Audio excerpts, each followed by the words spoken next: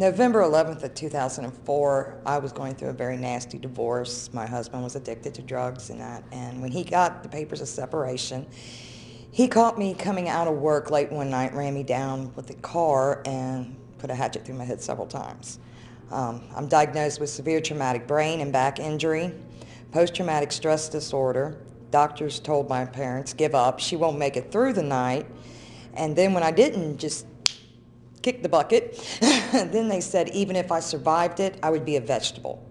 Well, I survived it, came out of the coma, and then they told me that I would never be able to relearn anything, I would never be able to retain anything, and I got to work.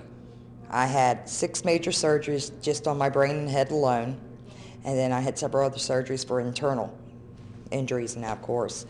But I had to learn how to walk again, I had to learn to read and write, the whole ABCs. I mean, like 12 years of going through that wasn't enough.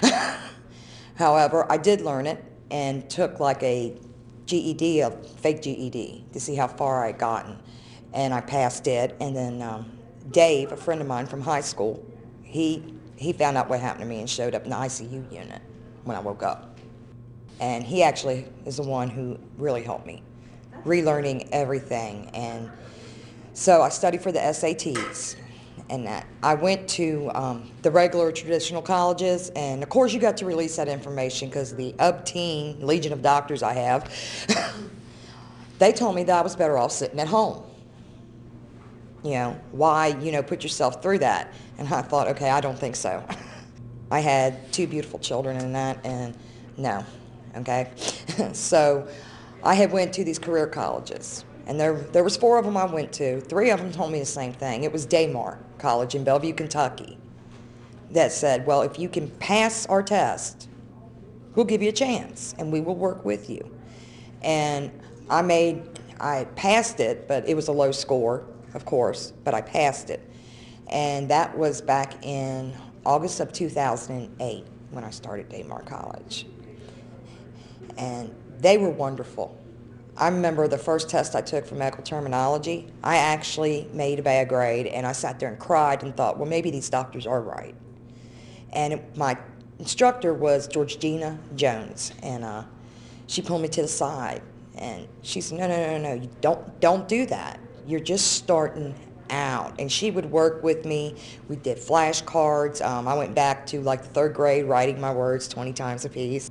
And definitions. If I had to read chapters 6, 7 times, so be it.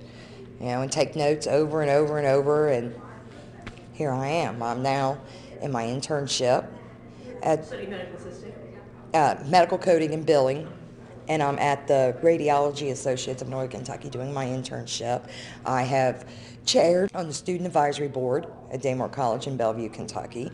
I have earned 2 scholarships through Executive Women International for $10,000 and a national scholarship for $2,500.